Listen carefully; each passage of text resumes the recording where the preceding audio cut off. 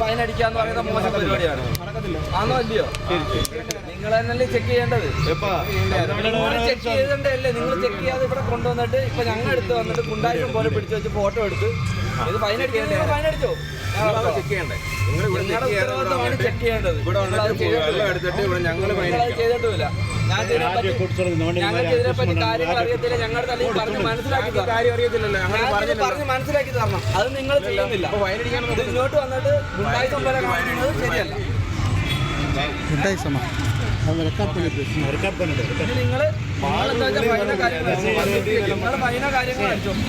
നിങ്ങൾ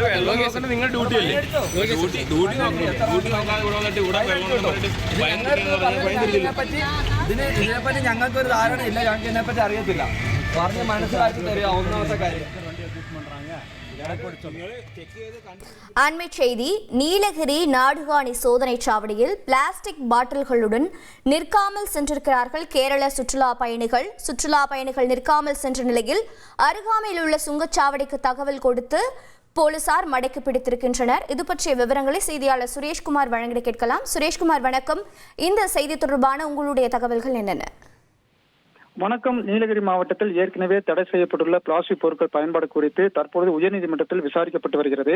குறிப்பாக வாகனங்களில் பிளாஸ்டிக் பொருட்கள் கொண்டு வரும் பட்சத்தில் வாகனங்களின் உரிமத்தை கருப்பு பட்டியல் வைக்க உயர்நீதிமன்றம் நேற்று உத்தரவிட்டது. தொடர்ந்து நீலகிரி மாவட்டம் கூடலூர் பகுதி என்பது தமிழக, கேரள, கர்நாடக மாநிலங்களின் எல்லைப் பகுதியாக உள்ளதால் கேரளா மாநிலத்தின் 6 சோதனை சாவடிகள் மற்றும் கர்நாடக மாநிலத்தின் ஒரு சோதனை சாவடி உட்பட அனைத்து சோதனை சாவடிகளிலும் மகளிர் திட்டத்தின் கீழ் பெண்கள் நியமிக்கப்பட்டு வாகன சோதனை செய்யப்பட்டு வருகிறது.